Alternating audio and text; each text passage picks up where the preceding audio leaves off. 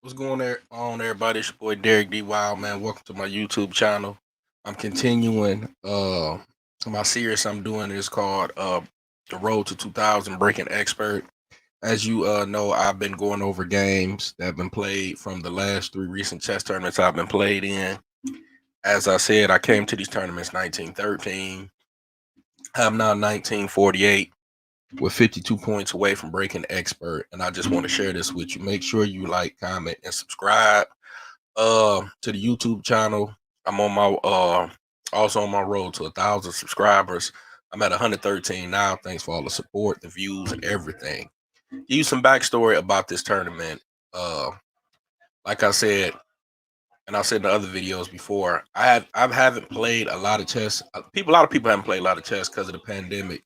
But with things opening up, I decided to start playing. And like you said, I am pursuing to become expert first and national master is the main goal. But before I get to national master, I gotta break expert. Small steps to a giant. Temporary goals, short term goals. I went over two games with y'all that y'all saw. Y'all saw me share post a game that I beat Manus, how to defeat a national master in 13 moves, and then you saw me share the game about development. Okay, so let's give you some backstory. Fred Lard is a very, very strong player from Michigan.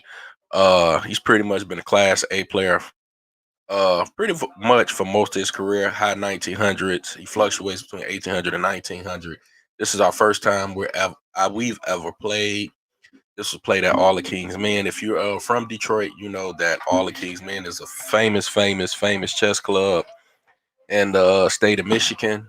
And in Detroit, it's ran by Ed Mandel, the legendary Ed Mandel. So this was at a action quad. I had the white pieces, as you can see, and I started off with D4. I've been playing D4 lately because I'm trying to improve my positional game. If you follow me from Dog Walk Friday or my Twitch stream, you know I'm pretty much an E4 player. But today I switched to D4. D4, he answered with G6. I think G6, from my knowledge, is like the school of the hyper modern, where you try to attack the center from the flank, you know, Bishop G7, C5, all that other good stuff. It was a famous video uh made by I can't think his name, but it's called The Sniper, where he made a defeat master playing these flank openings. Uh, so after D4 G6, I answer E4. Yes, I am playing D4 now, but I also play the Accelerated Dragon with Black. So when you play chess, you want to play something, in my opinion, that you're comfortable with and familiar with. And I didn't want to go into something that I didn't know, and I didn't want to tread into some uncertain waters and see stuff I didn't know because I'm still working out the kinks with my D4. So after E4, he plays Bishop G7. I develop a piece, Knight C3. You're always going to hear me say fight for the center, knights before bishops, and get castled. Pawn D6, I play Bishop E3, maybe trying to set up a 150 attack for white. You know what I'm saying? Queen D2, castle F3. Similar stuff that's played against the Sicilian Dragon. Uh, Pretty much the same setup where you just castle queen side, push pawns, push pawns, push pawns, check, check, checkmate. So pretty much that was my setup after Bishop E3 because Black can play a modern defense. He can play a perk defense. You know what I'm saying? It's so many moves he can play. He played pawn A6, and this move right here, pawn A6. I'm not going to say it threw me off, but it was kind of weird to me because with that let me. I ain't gonna say when the move pawn A6 was played. Um, it let me know that if I play Queen D2, uh, that B5 will come immediately with kind of like a pawn storm attacking the queen side if I castle immediately. And I saw probably like, B5, C5, opening up this diagonal, Bishop G7 and all that other stuff. So I kind of delayed on Queen D2 and I just finished my development. Knight F3, Pawn D5, as I expected. Also about pawn b5 is he could probably potentially play, bishop b7, b4, and win the pawn on e4. So what I did is just continue my development. Bishop d3. Very, very, very simple development. And then I want to tell all my subscribers and my viewers that's listening to, after bishop d3, I'm not going to say I think he played a losing move. And when I mean losing move, I don't think it lost the game, but it made his position very, very hard for him to play after this move. As you can see, I have 1, 2, 3, 4 pieces developed. He only has one, his dark square bishop, being developed. My opponent sat here for like 3 to 5 minutes and he played this move, e5. And in my opinion, what has been taught to me, e5 is a horrible, horrible move. One of the reasons I believe e5 is a horrible move, because you block the bishop in on g7. You know what I'm saying? And that is a key piece to fighting against the flank. You know what I'm saying? Why would you block your bishop in? It doesn't make sense. Also, when you play e5, look at the squares, the d5, the c6.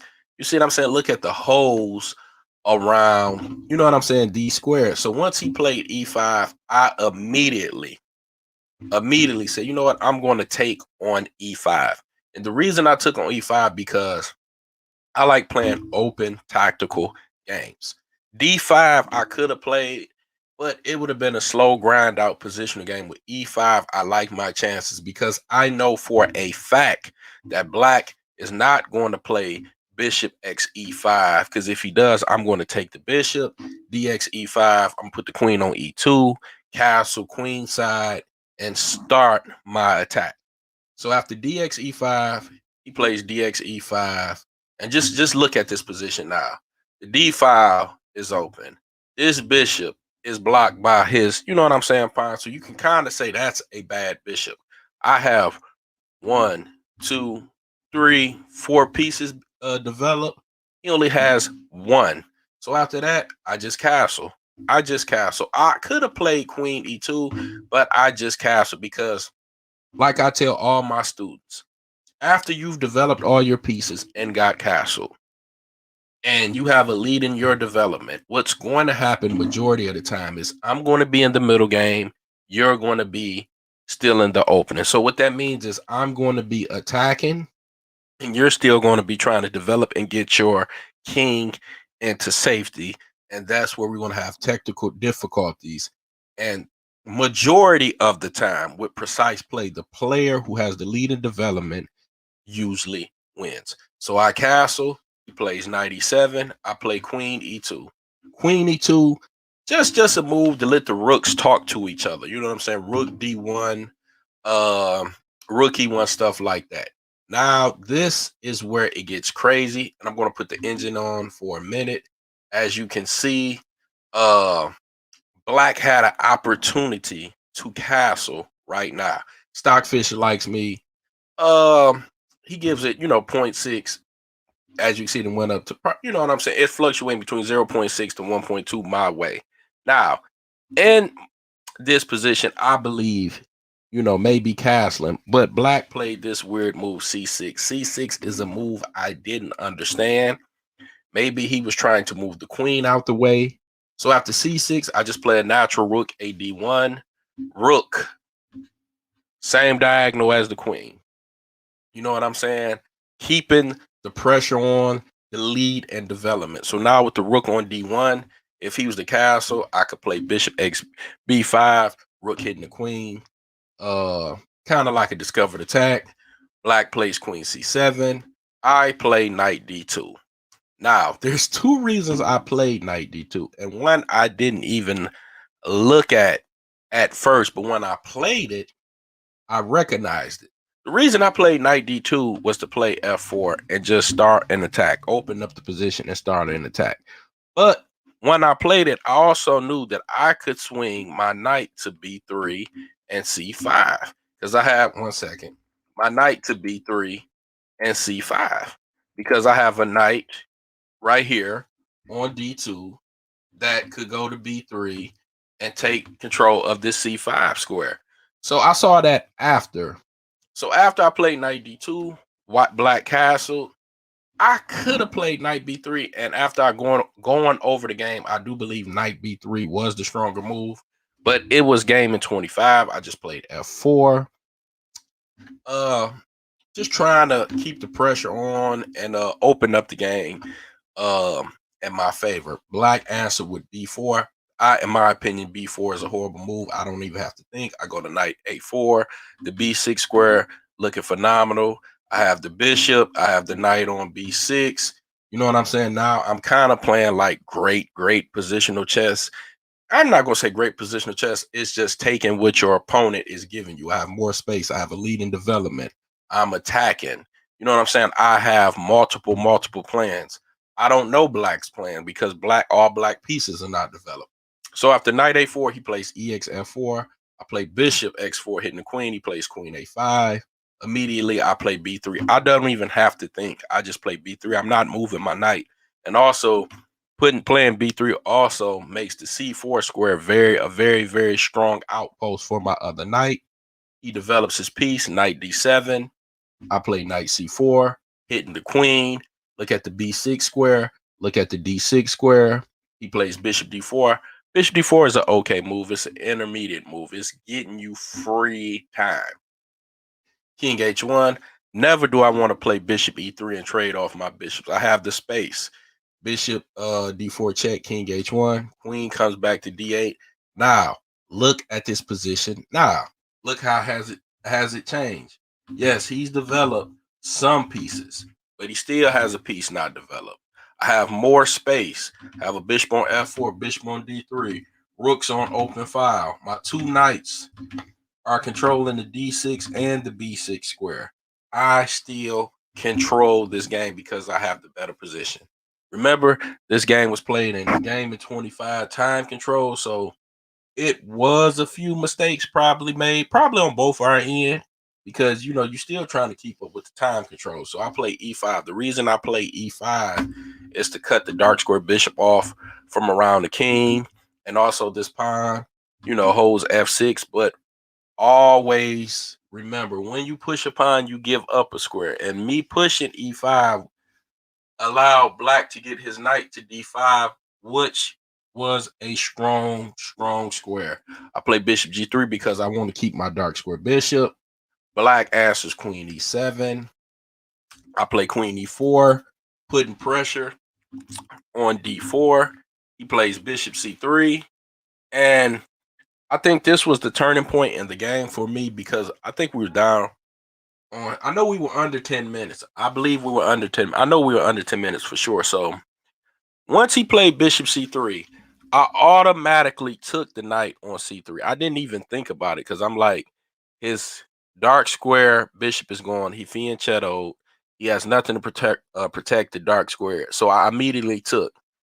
Once he took on c3, I say, damn, I got fork because the queen is being attacked and the knight. The queen and the rook is being attacked by the knight. But this is the good thing about having a lead in development and having a better position.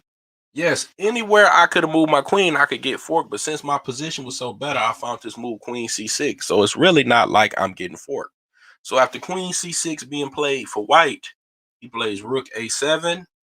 I guess he didn't want to go, and you know what I'm saying, into the line, knight d1, queen x a8. I play rook de1, getting out the fork, bishop b7. His last piece has been developed on move 23. His last piece has been developed on move 23. I play queen d6. He plays rook e8. I play e6. I play e6. Just play e6 just to put more pressure on him. And then, like I said, I believe we were under 5 minutes. And after I played e6, I couldn't believe the move that was played next by Fred Lar. I'm going to give you a few seconds. If you see the move, comment. After I played e6 hitting the knight, he played queen d6. Losing move because there's no way I'm going to trade queens. I'm not going to take the queen back. And this is the move he missed. My rook is on E1. My other rook is on F1. My pawn is on E6. I'm not going to trade queens. I'm not going to take the queen back. He missed EXF7, an in-between move, game over. And what I mean by that is anywhere the king moves, I capture the rook. If king G7, I capture the rook with a knight check, forking the rook and the queen, coming back, being up a piece. If king F8, I have F takes E8, queen, then take check. That's checkmate. So he missed a in-between move and time pressure. Game over. Good game. I hope you enjoyed this game. Make sure you like, comment, and subscribe. I appreciate all the followers. This is your boy Derek Wilder, D Wildman. Thanks for tuning in to my road to 2000, and I will be breaking expert soon. Thank you. Peace.